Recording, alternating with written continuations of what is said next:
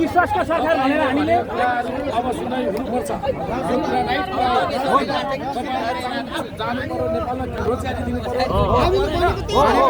हाम्रो मागे के हो? हामीले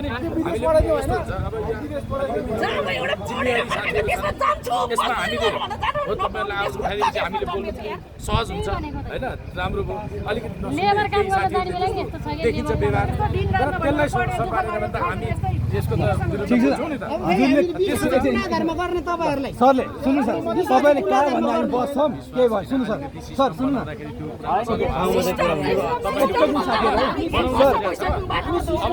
सबैलाई सहज होस् भन्ने हिसाबले हो। तपाई के भन्दा हामी त्यहाँ बस्छौं। सुन्नु सर, सुन्नु सर, भित्रबाटै भन्नु अहिले देश तपाईको पार्टीबाट रुली गर्नुहुन्छ यहाँ सरहरुले हामीले शान्तिपूर्ण बस्ने व्यवस्था गर्छ हो। त्यति चाहिँ गठी चार्ज गर्छु मोबाइल चाहिँ हात हाल्नु पर्यो भने के अलिकति साइड लागेर साइड लागेर भन्नाले बाटो पारी हुँदैन के। हामी एक चक्का होला हामी तपाईहरुलाई विश्वास दिलाउँछौ हैन।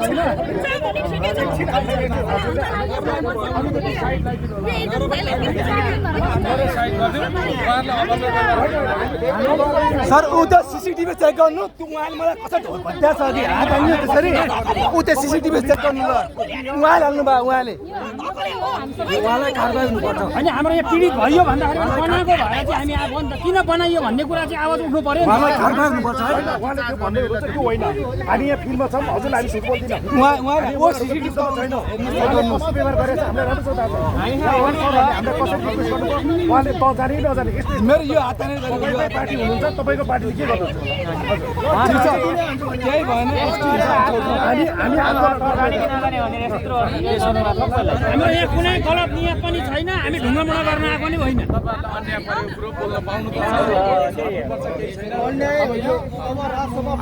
अगाडि सुन्नु, राजसभा पार्टीले अगाडि 4 वर्षको यो समस्या हो। कसैको घरबार बिग्रेछ, कसैको सोही पहिला गएको छ, त्यति सामान्य कुरालाई यसलाई नलिनु, त्यति हल्का रूपमा नलिनु। हामी यो देशलाई अहिले 20-25 जना देख्यो होला, यो 20-25 जनाको जमात हो। त्यति समस्या छ, हामी बुझ्छौँ। अब सुन्नु, हामीले समस्या यो जति जना छ नि, हामी राजसभा पार्टी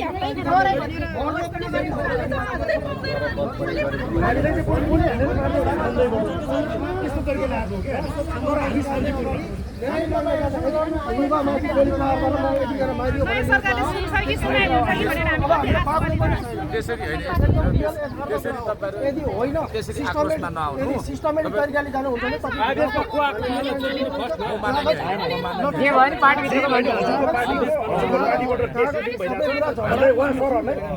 हामीले बस्नु दिनुहोस्।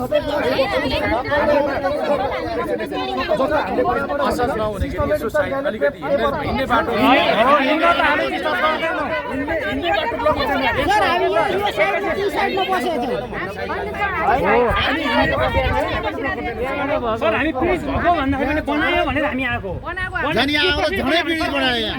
पुलिसले दमन गर्यो मात्रै कुरा हो। हजुरहरूले भन्नुभयो कुरा त हजुरहरूलाई समस्या भएको छ, त्यो कुरा हामीले बुझ्दैछ।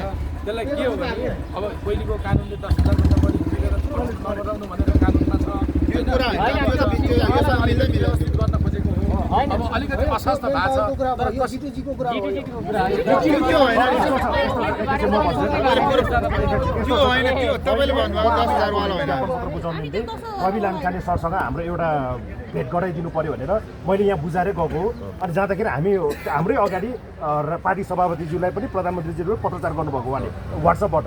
अनि त्यस पछाडि हामीले लगातार मेसेजहरू आइरहेको थियो तर हामीले चाहिँ यति दिनभित्रमा गर्नु पर्यो किनकि हामी वर्षौँदेखिको यो अहिले तत्कालको कुरा होइन।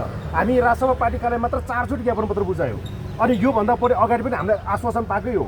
गुनासो विभागमा सभासचिवहरू प्रभा म्यामहरू प्रमिला म्यामहरूसँग बसेर हामीले कुरा गर्दाखेरि हामी तपाईँहरू वास्तविक पीडित रहेछौँ हामी अगाडि बढ्छौँ भन्दाखेरि बिचमा गएर बढेन। इमान्दारीका साथ भन्नुपर्दा हामीलाई राजसभा पार्टी कार्यालयको पनि अहिलेसम्म हामीले समन्वय गर्न निम्ति जो आयो उहाँहरूमाथि पनि हाम्रो शङ्का भयो।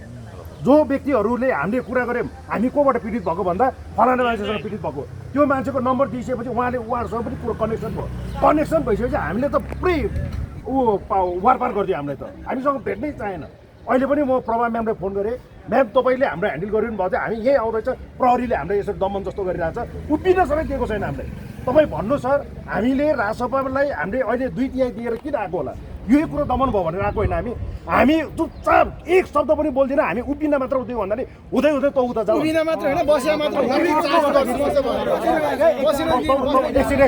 तपाईँको अहिले रुलिङ पार्टी छ एकचोटि हामीलाई एउटा बस्दै दिनु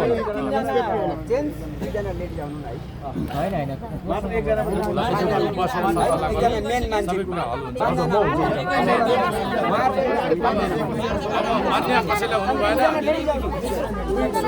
पार्टीले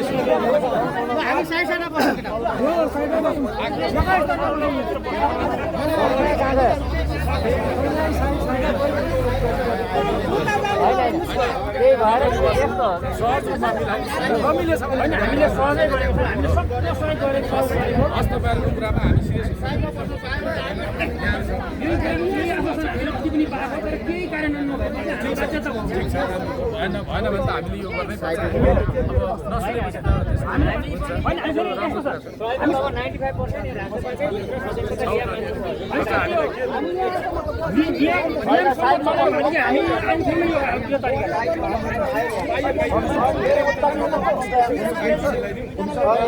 अब